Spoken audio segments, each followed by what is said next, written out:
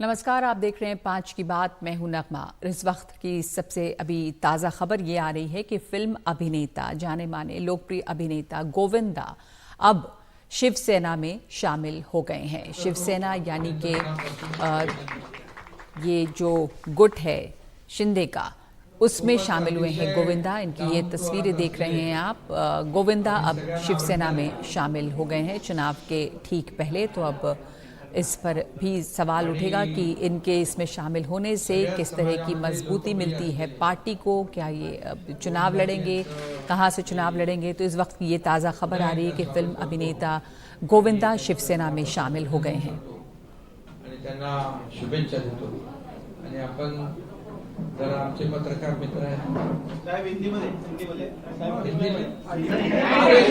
मुख्यमंत्री एकनाथ शिंदे की मौजूदगी में फिल्म अभिनेता गोविंदा शिवसेना में शामिल हुए।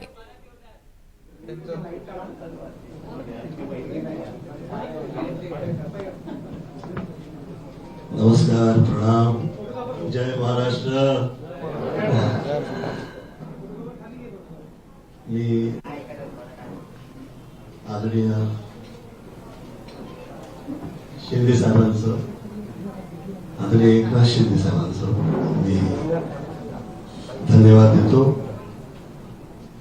तसेच शुभेच्छा प्रदान करतो।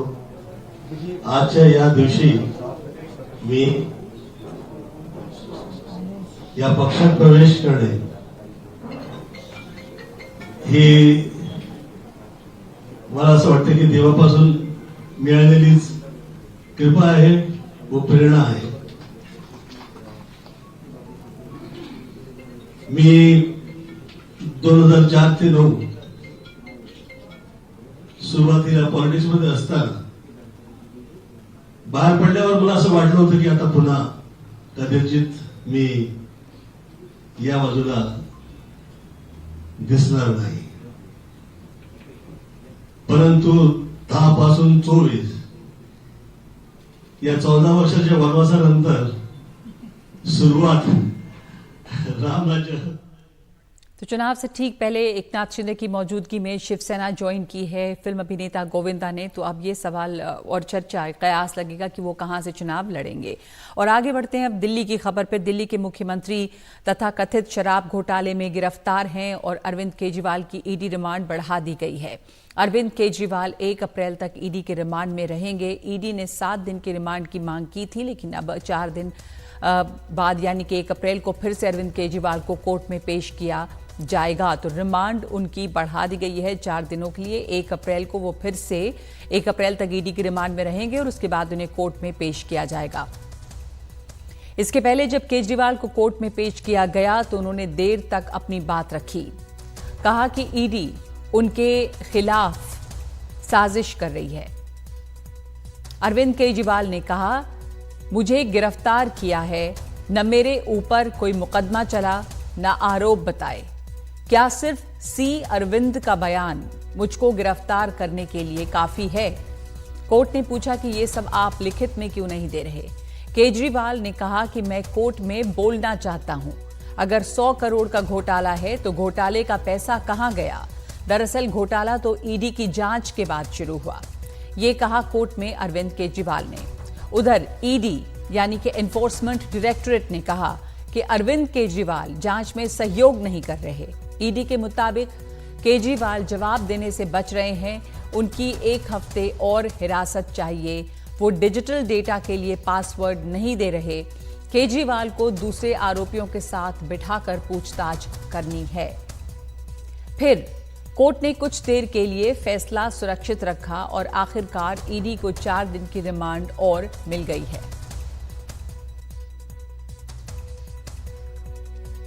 अदालत में पहुंचते हुए अरविंद केजरीवाल ने इसे साजिश बताया और कहा कि जनता इसका जवाब देगी। सीएम सर, एलजी सेइंग कि सरकार जो है वो जेल से नहीं चलेगी। What would you like to say on this? LG कह रहे हैं सरकार जेल से नहीं चलेगी। ये पॉलिटिकल षड्यंत्र है, जनता इसका जवाब देगी।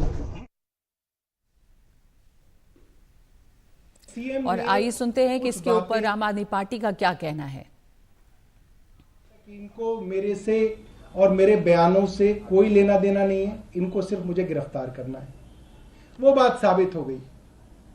7 दिन की रिमांड हो चुकी है, कोई नया सबूत, कोई चीज सामने नहीं आई है, ढाक के वही बात। तो सीएम साहब ने कहा कि अब तुम अपनी पूरी तसल्ली कर लो, जितने दिन मुझे रिमांड में रखना है तुम रख लो। जज साहब को कहा कि आप जितना दिन ये मांगे इनको दे दीजिए, मुझे इसमें कोई आपत्ति नहीं है, मैं जांच में पूरी तरह से सहयोग कर रहा हूं, मैं रिमांड में रहने के लिए तैयार हूं।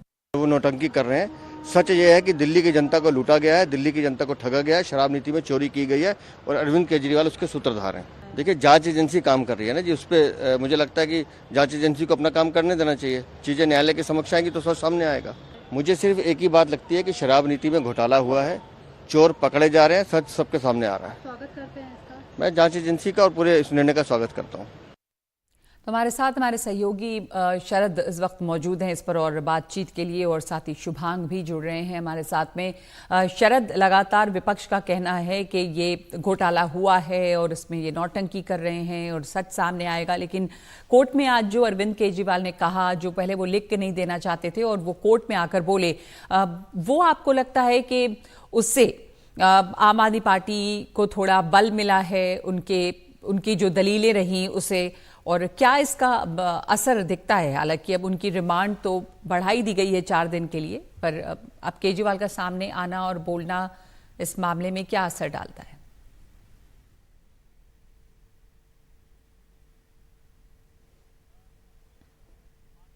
क्योंकि एक तरफ जांच एजेंसी अगर रिमांड मांगती है तो रिमांड तो मिलती ही है, दूसरा अरविंद केजरीवाल ने रिमांड का विरोध भी नहीं किया था, तो ये रिमांड तो मिलनी थी। अहम ये रहा कि क्योंकि अरविंद केजरीवाल ने लगभग 10 मिनट आज अदालत में बोला है, तो ये न सिर्फ लीगली बल्कि पॉलिटिकली भी बहुत इंपॉर्टेंट है, न सिर्फ अरविंद केजरीवाल के लिए बल्कि पूरी की पूरी पार्टी के लिए ये बहुत इंपॉर्टेंट है। उन्होंने जो कहा उसका लबोलवाब ये है, अरविंद केजरीवाल ने ये कहा कि 4 लोगों ने मेरा नाम लिया है या मेरे खिलाफ बयान दिया है, जिसके आधार पर मुझे गिरफ्तार कर लिया गया है, लेकिन ये आधार ऐसे हैं जिसके आधार पे किसी आम आदमी को भी गिरफ्तार नहीं किया जा सकता। हम लोग वहाँ पे खड़े हुए थे तो हमसे उन्होंने ये कहा कि 4 लोगों का बयान उन्होंने लिया है, इस आधार पे तो जेब कतरे को भी गिरफ्तार नहीं कर सकते, इन्होंने मुख्यमंत्री को गिरफ्तार कर लिया है। कोर्ट के सामने जो अरविंद केजरीवाल ने कहा, सबसे पहले उन्होंने सी अरविंद का नाम लिया कि सी अरविंद ने नाम लिया है, लेकिन उसने सिर्फ इतना नाम लिया है, जो मनीष सिसोदिया के सेक्रेटरी थे, उसने सिर्फ ये कहा है कि मैं मुख्यमंत्री अरविंद केजरीवाल के घर पर था जहां मुझे एक्साइज से जुड़ी फाइल मिली। अरविंद केजरीवाल का कहना है कि बहुत से विधायक और बहुत से लोग मेरे घर पे आते हैं, वो क्या कानाफूसी कर रहे हैं, उसके लिए मैं जिम्मेदार कैसे हो सकता हूं। दूसरा, जो रेड्डी पिता और बेटे हैं, उनके बारे में उन्होंने कहा कि उनके बयान तब तक लिए जाते रहे जब तक कि उन्होंने मेरे खिलाफ बयान नहीं दे दिया, और जैसे ही उन्होंने मेरे खिलाफ बयान दिया, इससे पहले के सारे जो बयान थे वो ऑफ रिकॉर्ड कर दिए गए और रिकॉर्ड पे केवल वही बयान लिया गया जब उन्होंने मेरे खिलाफ बयान दिया, और उससे पहले के सारे बयान जो हैं ना तो रिकॉर्ड पे लिए गए, और जैसे ही ये हो गया इसके बाद सारी पूछताछ जो है उन लोगों से खत्म कर दी गई। चौथा, उन्होंने शरद रेड्डी का नाम लिया जो कि औरोबिंदो फार्मा से जुड़े हुए हैं। उन्होंने कहा कि शरद रेड्डी को गिरफ्तार किया गया, 5 करोड़ रुपए जो है गिरफ्तारी के 5 दिन बाद उन्होंने दिए, और आगे चल के उनकी जमानत हो जाती है और वो बीजेपी को 50 करोड़ रुपए और देते हैं इलेक्टोरल बॉन्ड के तौर पर। तो अरविंद केजरीवाल ने यह आरोप लगाया है कि स्कैम ये है, या ये जो कथित स्कैम जिसको कहा जाता है वो ये है कि जहां से जांच शुरू हुई वहां पर एक तरफ तो बीजेपी ने वसूली करके ईडी के जरिए 55 करोड़ रुपए के इलेक्टोरल बॉन्ड लिए, ये आरोप लगाया है अरविंद केजरीवाल ने कोर्ट के अंदर, और दूसरा साजिश ये थी कि आम आदमी पार्टी को खत्म कर दिया जाए, बदनाम करके इसका अस्तित्व खत्म कर दिया जाए। तो जिस आधार पर मुख्यमंत्री को गिरफ्तार कर लिया गया है, इस आधार पर आप किसी आम आदमी को भी गिरफ्तार नहीं कर सकते हैं। ईडी ने इसका विरोध किया, उन्होंने कहा कि उनके पास पुख्ता सबूत हैं जो ये साबित करते हैं कि आम आदमी पार्टी को 45 करोड़ रुपए हवाला के जरिए गोवा चुनाव के लिए पहुंचे थे। तो ये दोनों तरफ से दलीलें हुई हैं, लेकिन मुख्य रूप से आज अरविंद केजरीवाल ने ही जो खुद अपना पक्ष रखा वो आज ज्यादा इंपॉर्टेंट था। 4 दिन की रिमांड मिली है ईडी को, इसके बाद ईडी संभव है कि और रिमांड ना मांगे, फिर संभव है कि सीबीआई जो है वो रिमांड मांगे और फिर अरविंद केजरीवाल को सीबीआई पूछताछ के लिए जाना पड़े। जी बिल्कुल, आपने सही कहा, जैसा मैंने वही पूछा था आपसे कि अरविंद केजरीवाल जबकि कोर्ट में बोले हैं उसके क्या मायने हैं, वो पार्टी के लिए कितना अहम है, तो ये बहुत महत्वपूर्ण है पार्टी के लिए, पॉलिटिकली लीगली भी ये बहुत महत्वपूर्ण है। शुभांग, विपक्ष का जो आरोप लगातार इस पे लग रहा है, लेकिन एक तरह से अरविंद केजरीवाल लगातार ये कह रहे हैं और उनकी पार्टी की जो पैसे जो घोटाले हुए हैं उसके पैसे गया कहाँ? आपके पास वापस लौटते हैं शुभांग, आपके पास जो डिटेल्स हैं इस खबर पे। पहले इस खबर पे एक बार फिर चलते हैं, अपने दर्शकों को बता दें कि अभिनेता गोविंदा जो हैं वो शिवसेना में शामिल हो गए हैं मुख्यमंत्री एकनाथ शिंदे की मौजूदगी में, और वो मुंबई से चुनाव लड़ सकते हैं। पूरा कर सकते हैं, वो सपना साकार हो सकता है, और जो फिल्म सिटी है वो विश्व में, वर्ल्ड की जो मॉडर्न सिटी है वो ऐसी तैयार हो सकती है। मैं वो शुभेच्छा करता हूं कि जो माया नगरी से हम लोग जुड़े हैं और जो आगे निकले हैं और पूरी दुनिया में इज्जत मिली है, उसके साथ हम ईमानदारी से पेश आए। ये ईश्वर से प्रार्थना है, दुआ है, आप जो कहेंगे। सर, लोकसभा निवडणूक तुम्ही लढणार का? मराठी सांगा, लोकसभा निवडणूक तुम्ही लढणार का? मी ते काय सगळं विचार मी माझ्यावर ठेवत नाही। मी हे सगळं बघून घेतलं मी। लोकसभा उत्तर पश्चिम लोकसभा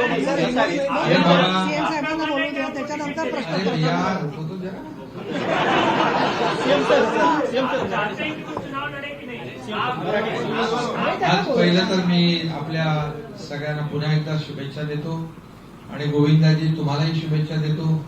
आज आपण मला भेटल्यानंतर सांगितलं त्यांनी की मुंबई बदलतीये, मुंबई आता चांगली वाटायला लागली आहे, मुंबई सुंदर होतीये, रस्ते होत आहेत, पूल होत आहेत, मेट्रोचं काम सुरू आहे, सगळं सगळं सगळं जे बंद पडलं होतं ते सुरू झालेलं आहे असं मला ते आता येताना गाडीमध्ये म्हणाले। मला अगोदर याच्या अगोदर भेटले तेव्हाही म्हणाले की काम सुरू आहे, एक पॉझिटिव्हिटी आहे, एक प्रॉस्पेरिटी आपल्याला इथे सगळीकडे पाहायला मिळते आणि एक सगळं जे काही मुंबईकरांना अपेक्षित आहे ते काम सुरू आहे। पोल्युशन कमी होतोय, ते सगळं त्यांना आकडे बिकडे मला त्यांनी सांगितले, इतना था इतना कम हो गया, बोले डीप क्लीन ड्राईव्ह, हे सगळं त्यांना माहित आहे आणि त्यामुळे त्या सगळ्या कामाच्या मुळे ते एक त्यांच्यावर त्याचा प्रभाव पडला, बरोबर ना? ते स्वतः प्रोग्रेसिव्ह आहे आणि त्याच्यामुळे त्यांना प्रोग्रेस पाहिजे। ते मला हेही म्हणाले की महाराष्ट्र में भी इतना तेजी से एक विकासाची कामं जोरात सुरू आहे। देशभरामध्ये देखील जे 50-60 वर्ष काम झालं नाही आज आपण ते पाहतोय मोदीजींच्या। चलिए, तो शिवसेना में आ गए हैं गोविंदा और वो चुनाव भी लड़ सकते हैं मुंबई से। चुनाव के ठीक पहले वो शिवसेना में शामिल हुए हैं, मुख्यमंत्री एकनाथ शिंदे की मौजूदगी में वो शिवसेना के साथ आए और गोविंदा ने बात भी की कि किस तरह से मुंबई फिल्म इंडस्ट्री के बारे में भी बात की कि क्या वहां पे उसके लिए करेंगे, किस तरह से बढ़ाएंगे। वापस चलते हैं अरविंद केजरीवाल की खबर पर। हमारे साथ हमारे सहयोगी शुभांग जुड़े हुए हैं। शुभांग, आपके पास क्या डिटेल्स हैं आज? जी बिल्कुल, देखिए जिस तरीके से आज ईडी ने अपना पक्ष कोर्ट में रखा है, उन्होंने साफ किया है कि जो डिजिटल एविडेंस है, यानी कि जब अरविंद केजरीवाल के घर पर छापा मारा था उनकी गिरफ्तारी से पहले, तो वहाँ पर कुछ मोबाइल फ़ोन्स उन्होंने अपनी गिरफ्त में लिए थे। ऐसे 4 मोबाइल फ़ोन्स थे और साथ ही एक मोबाइल फ़ोन उनकी पत्नी सुनीता केजरीवाल का भी था, उनका भी फ़ोन उन्होंने लिया था। एक फ़ोन में जो उन्होंने छानबीन की है उसका डेटा फ़िलहाल जानने की कोशिश की जाएगी, लेकिन जो ऐसे 4 और मोबाइल फ़ोन्स हैं उनके पासवर्ड्स अभी तक अरविंद केजरीवाल ने ईडी को नहीं दिए हैं, ईडी के अफसरों को नहीं मिले हैं। तो उन्होंने ये कहा है, अरविंद केजरीवाल ने कहा है कि मैं अपने वकीलों के साथ बात करने के बाद आपसे इस बारे में बात करूंगा। तो फिलहाल वो जो मोबाइल फ़ोन्स हैं उनमें ऐसा क्या डेटा है, क्या सबूत उसमें मिल सकते हैं, ये फ़िलहाल इन्वेस्टिगेशन में अभी बाकी है। इसके अलावा ईडी ने ये भी कहा कि अभी तक जितने भी आरोपियों से पूछताछ की गई है, कुछ ऐसे और लोग हैं जिनको आमने सामने अरविंद केजरीवाल के रखना है और उसके बाद पूछताछ को आगे बढ़ाना है। ये फिलहाल ईडी ने आज अपनी रिमांड नोट में भी दाखिल किया है। वहीं देखिए दूसरी तरफ ईडी का ये भी मानना है कि जो साउथ की लीकर लॉबी थी, जो 100 करोड़ रुपए थे, उसमें से कुछ पैसे हवाला के ज़रिए गोवा के इलेक्शन कैंपेन में भेजे गए थे, जिसमें से 40 करोड़ रुपए वहां पर इस्तेमाल किए गए थे, जिसके बाद लगातार जो गोवा से जुड़े हुए लोग थे उन पर छापे मारे गए। बुधवार को दिल्ली में जो गोवा के आम आदमी पार्टी के प्रभारी हैं दीपक सिंगला, उनके घर पर और दुकान पर भी छापा मारा गया। देर रात तक उनके घर पर छापा मारा गया इसके अलावा दिल्ली में आज आम आदमी पार्टी के कुछ नेताओं को समन भी किया गया था। अब फिलहाल हमें सूत्रों से जानकारी ये मिल रही है कि वो दिल्ली तो नहीं आए, लेकिन पानाजी में उनसे ईडी ने आज पूछताछ की है। तो देखिए, ऐसे कुछ जो लोग हैं उन्हें फिलहाल अरविंद केजरीवाल के सामने पेश करने के बाद एक बार फिर से बातचीत करने की कोशिश की जाएगी, यानी कि जो सिलसिला है पूछताछ का वो ज़रूर सामने रहेगा।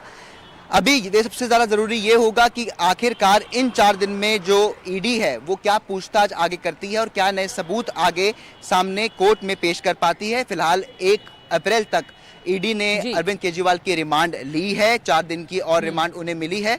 अब देखना यह होगा कि 1 तारीख को ईडी कोर्ट में आखिर क्या नए सबूत सामने लाती है। जी बिल्कुल।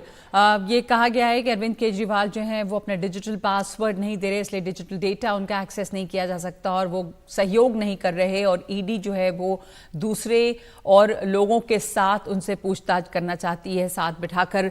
तो ये तमाम बातें, और एक तारीख को फिर से कोर्ट में पेश होना है अरविंद केजरीवाल को। तो देखना होगा कि क्या नए सबूत लेकर आती है ईडी।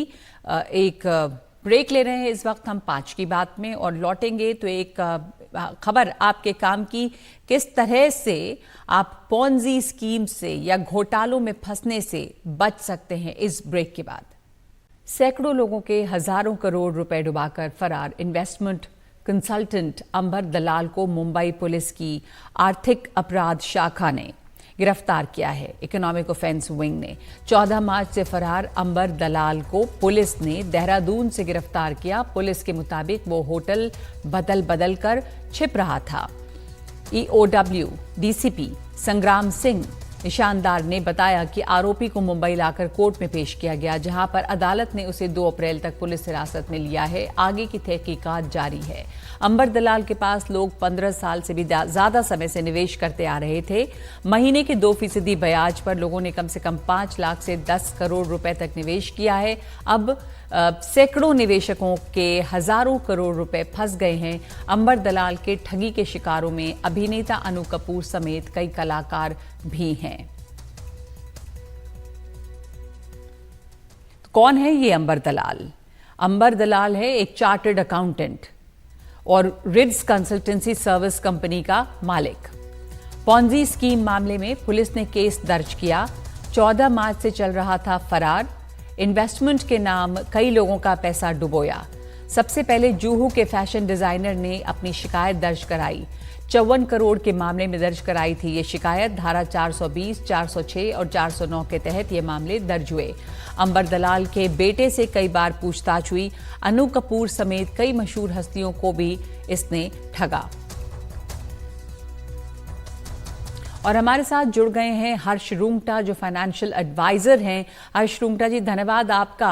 अंबर दलाल जो एक चार्टर्ड अकाउंटेंट है और जिसने सैकड़ों लोगों के करोड़ों रुपए डुबोए हैं, उसको आखिरकार गिरफ्तार कर लिया गया। लेकिन आपकी क्या एडवाइस रहेगी, आपका क्या मशवरा होगा लोगों को, किस तरह से वो सावधानी बरत सकते हैं? आखिर इन लोग जो इन्वेस्टमेंट करते हैं उन्हें पता कैसे चले कि क्या स्कीम सही है, क्या फ्रॉड है? तो फिर इसमें 2 बातें हैं निर्मल जी। एक तो ये है कि क्या आप कर सकते हैं, और जो उसके बारे में सोचते हैं वो शायद ऐसी टाइप की स्कीम में कभी भी नहीं फंसेंगे। तो सबसे ज्यादा फंसने का कारण होता है क्लाइंट की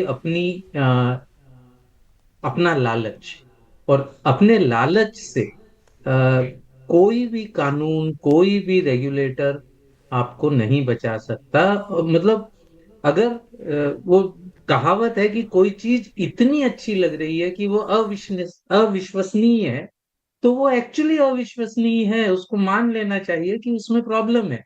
अगर हम अंबर दलाल की ही बात करें तो जो पेपर में आया उसके बेसिस पे मैं आपको स्टेटमेंट दे रहा हूं कि वो 18 से 21% अपन 1.5 से 1.25% पर मंथ का रिटर्न प्रॉमिस कर रहे थे।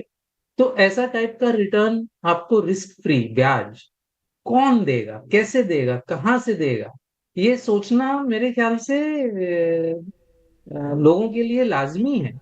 और जब आप ऐसे हाई रिटर्न्स की तरफ अगर आप जाएंगे तो ऑब्वियस है कि उसमें कुछ ना कुछ रिस्क बहुत है। ये लेजिटिमेट भी होता तो भी इसमें बहुत रिस्क है। ये तो खैर जो समझ में आ रहा है उसके हिसाब से पॉन्जी स्कीम थी, नए लोगों के पैसे से पुराने लोगों को ब्याज दिया जा रहा था। तो ये इसमें अगर वो कोई बिजनेस भी कर रहे होते तो वो बहुत रिस्की बिजनेस होता, और उसी वजह से वो इतना इतना ब्याज जो है लोगों को दे पाता। इन दिस केस तो कंप्लीटली पॉन्जी स्कीम था। तो लालच के आगे मेरे ख्याल से कोई सावधानी आपकी काम नहीं आएगी। लालच जी। एकदम जिसे कहते हैं कि समझदार आदमी को भी नासमझ बना देता। तो ये आपके व्यूअर्स तक पहुंचाना मेरे ख्याल से बहुत जरूरी है कि लालच के आगे कोई कानून नहीं चल पाता। जी। सेकंड, कैसे पहचाने, जो सेकंड सवाल आपने किया कि कैसे पहचाने, तो अगर इन्वेस्टमेंट का मामला है तो जिसके साथ आप डील कर रहे हैं उनको कोई ना कोई तरीके से सेबी रजिस्टर्ड होना चाहिए। और अब सेबी के कोई भी सिस्टम से अगर आप डील करेंगे तो आपको पता चलेगा कि पहली बात वो रजिस्टर्ड है कि नहीं। अगर वो रजिस्टर्ड इन्वेस्टमेंट एडवाइजर है तो उसका सेबी के वेबसाइट से पता चल जाएगा कि वो रजिस्टर्ड है कि नहीं। अगर वो स्टॉक ब्रोकर है, वो सेबी के स्टॉक ब्रोकिंग सेबी के और या स्टॉक एक्सचेंज की वेबसाइट से पता चल जाएगा कि वो रजिस्टर्ड स्टॉक ब्रोकर है कि नहीं। इसी तरीके से कोई भी अगर इन्वेस्टमेंट का बात करते हैं तो वो कोई ना कोई रेगुलेटर के अंडर में आएगा, और वहां देख के उससे डील करना। खास करके अगर वो आपको गारंटीड रिटर्न्स प्रॉमिस कर रहे हैं कि जो देखने में ही बहुत ज्यादा लग रहे हैं, तो आपका माथा ठनकना चाहिए। और उसको जी। चेक करना फिर बहुत इजी है, कोई बहुत डिफिकल्ट नहीं है। लेकिन अगर लालच आपके माथे को ठनकना ही बंद करवा देता है तो फिर उसको चेकिंग करना, वो चेकिंग करने के लिए जाएंगे ही नहीं। आपने ये बहुत अच्छी बात कही कि सावधानी बरतनी चाहिए, इस पे अपने ऊपर लालच को हावी नहीं होने देना चाहिए और देखना चाहिए कि सेबी के साथ रजिस्टर्ड हैं कि नहीं इस तरह की कोई भी इन्वेस्टमेंट। पर आपने ये भी कहा कि अगर कोई भी ऐसी स्कीम है जो बहुत ज़्यादा विश्वसनीय और बहुत अच्छी लग रही है तो उसमें कुछ ज़रूर गड़बड़ होगा। और आपने एक पॉन्जी स्कीम की बात की कि एक पॉन्जी स्कीम थी, तो बहुत सारे लोग अब पूछते हैं कि क्या होती है पॉन्जी स्कीम, है क्या ये पॉन्जी स्कीम? पॉन्जी स्कीम है ये, अमेरिकन एक थे एल्बर्ट पॉन्जी, ये उन्होंने शुरू किया था। वो शायद कोई पोस्टल ऑर्डर्स के लिए पैसे लेते थे और वो पोस्टल ऑर्डर देंगे, ऐसा उनका कोई स्कीम था। मुझे एकदम एग्जैक्टली ध्यान नहीं आ रहा, बट पॉन्जी स्कीम का सबसे बड़ा जो उसका पहचान ये है कि जो पुराने डिपॉजिटर्स हैं उनको आप नए डिपॉजिटर्स के पैसों से पुराने डिपॉजिटर्स का पैसा चुका। ओके। तो जी। जब जी। नए डिपॉजिटर्स आते रहते हैं, हाँ नहीं। जी। जी। तो नए डिपॉजिटर्स के पैसे से पुराने वालों का पैसा चुकाइए, नए नए डिपॉजिटर्स जुड़ते रहें। अब ये यहाँ पर ये भी एक पॉन्जी स्कीम थी, ठगे गए लोग। तो जो लोग ठगे गए, सैकड़ों लोग हैं, उनके करोड़ों डूबे हैं। क्या उन लोगों के लिए किसी तरह की कोई राहत की उम्मीद हो सकती है कि उनका पैसा तो डूबा पर क्या कुछ उन्हें कहीं से पैसा उनका बच भी सकता है? क्या उम्मीद इन लोगों के लिए है आगे?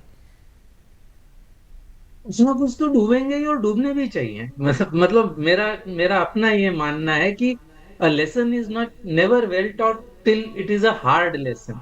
अगर आप लालच के पीछे जा रहे हैं तो आपका पैसा कंप्लीटली प्रोटेक्ट नहीं हो सकता। अब सवाल ये उठता है कि हमारे जो सिस्टम्स हैं वो इतने, जो जुडिशियल सिस्टम्स हैं, पुलिसिंग सिस्टम्स हैं, वो इतने पुअर हैं कि कई बार पैसा रहते हुए भी वापिस इन्वेस्टर्स को मिलने में बरसों बल्कि दशकों लग जाते हैं। तो ये हमारे सिस्टम्स का फेल्योर है। चूंकि अमेरिका में जैसे जो अभी इन दिनों में जो मेजर पॉन्जी स्कीम पकड़ी थी, उसके पैसे लिटरली जितने पैसे मिले, सारे तो सारे नहीं मिले। 100 रुपए के पीछे मेरे ख्याल से उनको 60 या 65 रुपए मिले, लेकिन वो 2 साल के अंदर उनको वापस मिल गए। हमारे यहाँ कई स्कीम्स हैं जिनमें आके ऑफिशियल लिक्विडेटर्स हैं या वेरियस कोर्ट्स में पैसे आके पड़े हुए हैं, वो वापस इन्वेस्टर्स को जाने में बरसों लग जाते हैं और दशक लग जाते हैं। तो उन सिस्टम्स को सुधारना जरूरी है। और कुछ डिपेंड करेगा इस पर्टिकुलर केस में कि ये पैसे कहाँ गए।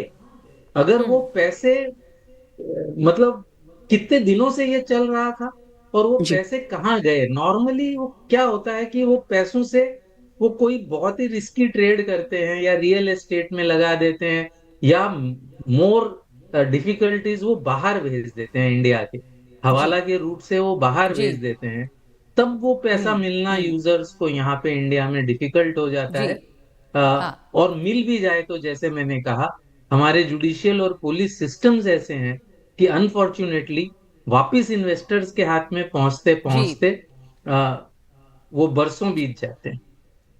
धन्यवाद बहुत बहुत आपका। जैसा आपने जानकारी दी कि यहाँ पे मुश्किल हो जाता है कि पैसे वापस आए, हमारे जुडिशियल सिस्टम में, लीगल सिस्टम में सुधार की भी ज़रूरत है, तो बचना चाहिए, संभलना चाहिए। बहुत धन्यवाद आपका।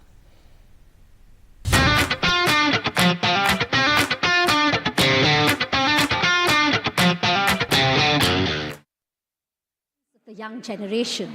As a dynamic figure in the world of entertainment, he's transcended the boundaries of conventional stardom to become a genuine role model for today's generation. One who values hard work, perseverance, and passion. His journey from a regular boy next door to a celebrated actor is a testament to the power of determination and self-belief, resonating deeply with a generation grappling with its own hopes and aspirations.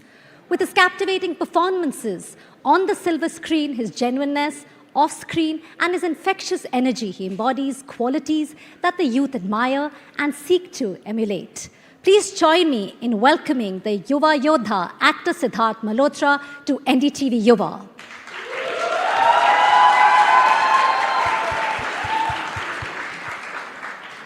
Siddharth, pleasure to have you at NDTV Yuva. Thank you so much for joining us. You can see how excited the youth is to see you here. And that's why my first question, you know, you are regarded as a youth icon. This generation, the younger generation especially, resonates with you, the younger audiences across the country. Now, we're talking about aspirations, challenges, dreams of our youth.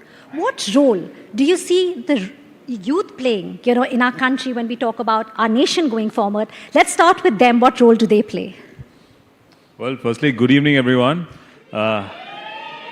It's always lovely coming back home. I'm a Delhi boy, Delhi ka Londa myself, and to see all the young people around here, and also to chat with you and to come chat with NDTV is always a pleasure. Yeah, I think we're the only country with such a large population of youth, and Yuva, the title today. So we have the strength. We are definitely the future, and I have seen it in my generation. There's a slight shift of everyone abroad, around the world, having more interest. यार कि India में कुछ करते हैं. Let's do something here, because of the scope we have for the youngsters, whether it's using their service or whether being part of their service as employees or technicians or just having jobs. So I think India, we're pretty excited. I'm pretty excited as an individual for the country, and all that enthusiasm and energy is going to, I think, really strive to make India on the world map amongst the top 3 or the top 5. And like you rightly said, we are the youngest country. We have the youngest youth population, when we talk about that. Well, today's youth, Siddharth, they face multitude of problems, challenges, whether it's their career paths, whether which college to get in, also personal relationships. I think to begin with, if you could, what advice would you like to give them to make, the right kind of decision, make mindful choices?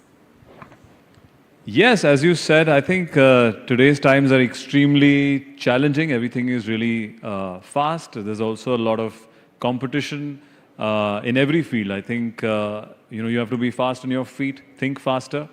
I was a generation where we had a little more time in our school and college. I went to college right here in Delhi University, and by then the Bollywood Keeda to me had caught on, so I knew what I wanted to do. But I think today, as a youngster growing up, you have many more options. Today, social media or just a device can be your life and work. So I feel mental health is something that everyone here, all the youngsters, need to be careful about, and that stems from also physical health.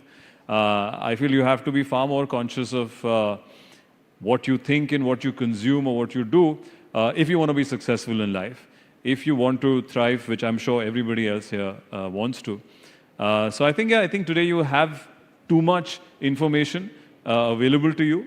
It's how we use that information as opposed to trying to know about things, because it's at the palm of your hands today. So I think that's why I think being mindful, like being having mindful, information, how do you use that information? I think that really is the key. So how to use that information to your benefit, getting authentic information, doing your research correctly is the key for the coming years. Otherwise, because everything is in the palm of your hands, you can get every information wherever you are, whether you're working or you're working out or you're at home. So I think it's just about using technology. It is a tool. It is not your life. So you have to possibly zoom out of it as well and use it correctly. Which is a really tough one. I mean, when I see, yes. I struggle as a mother, so I can tell you that, asking the youth to get off their phones, the social Correct. media platforms. It becomes an obsession, guys, but I think it's just about you using it correctly. I would never recommend anyone to kind of replace a device from, socializing or playing sports, or just having that family time, or going out for a movie, or just going out for a park and walk. I think your recreational time cannot be based on just the palm of your hands. I think that's a really important message, what you said. The device, really cannot, for personal, like the personal touch, personal people, your family, going out. I think that's a very important point. Siddharth, before we move on, I just want to talk about mental health. We had a session on that earlier in the day as well. I think that is most critical when we look at our youngsters today. So many issues, stress. There's a report that Gen Z, they have more stress and anxiety issues than the older generation, like me, not you, like me. So, how do you deal with mental, when you're going through stuff at work, how do you deal with it? Yes, I think stress is something which is pretty unavoidable in terms of circumstantial situation, any profession that you're in. We used to be stressed in school and college for our exams, for deadlines, for studying.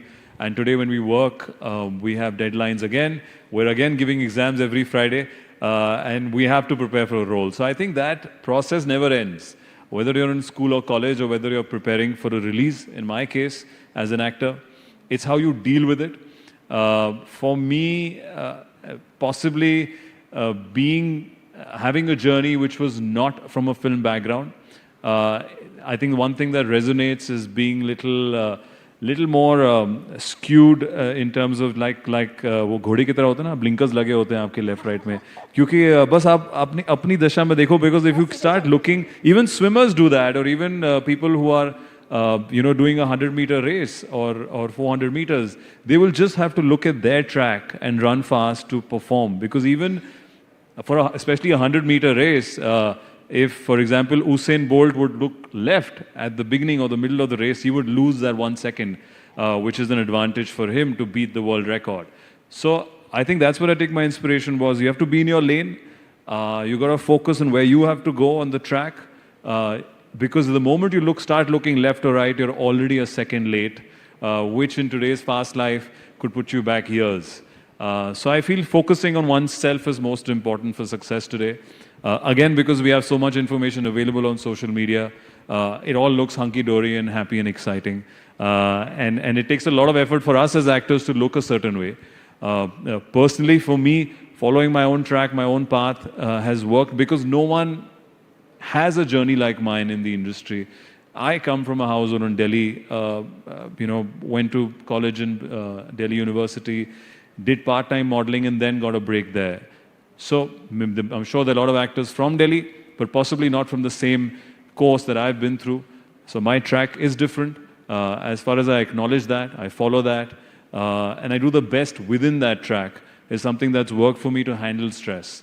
Because otherwise, if you let your mind go wild, and there's no end to having the worst case scenarios and thinking the worst. And focus, when you say, Siddharth, focus करना बहुत ज़रूरी है. अगर हम lifestyle की बात करें, you believe in holistic well-being, जी. आप physical पे बहुत physical fitness के साथ जो हमने बात की, mental fitness बहुत ज़रूरी है. जी. Tell us a little bit, how do you? We know you're a fitness freak. We know you, really take care of your diet. I think you need to also tell the youth about eating right. जी बिल्कुल. पहले तो आपने जो focus की बात करी, I think today आप कोई भी एक्टिविटी कर रहे हैं, अगर आप फोकस नहीं है, you're just wasting your time. Even right now, if you're talking and if you're thinking about something else, I don't think you're listening. You'll miss out on any conversation that would resonate with you. So I think focus रहना बहुत ज़रूरी है. For me, yoga has really helped me to do that. It is a physical exercise, it also helps you center. And it's also a habit and practice over the years. कि आप कोई भी activity अभी कर रहे हैं, like you observe who you're talking to, what you're saying, what is she asking, which is also the first of basics of acting. Now, when we are facing the camera, when we're playing a character or saying the dialogues, if we're not focused, you will never get that shot or that scene. So I think that kind of helps me. What I do on set as an actor kind of helps me in my day-to-day life. And today it's very easy to get distracted as well. So being focused is one thing. And secondly, you spoke about, say, diet and fitness. You're very dedicated when it comes to diet and fitness. Oh yes, again, I mean, it takes a lot to look a certain way on the screen, to look convincing in every character, also to change with every character. You have to manipulate your body and your physicality, possibly your look with every character, which takes a lot of planning. So I definitely feel planning your meals kind of helps. It helped me when I was in Bombay struggling in my early days. I used to plan very simple things the next morning to be fit. Like when I used to be in Bombay sharing with other boys, none of us could cook really well. So the first thing we used to make sure that यार fridge में हमेशा अंडे होने चाहिए. And that time I used to eat a lot more eggs. And then just boiled potatoes or sweet potato. So you have to plan ahead to be fitness and have that meal inside. Even today, as much as I can with our schedule, I try to plan my meals with my team, because if you don't have proper nutrition, you're just not going to survive the day. You're not going to have the stamina or the mood to go through the day with so much energy or say the things that you want to. I really believe in a holistic way of fitness where whatever you consume really affects you physically and mentally. It kind of changes your mood if you're consuming junk food all the time or just having food that is excess of something. So I feel planning your meals is something that works.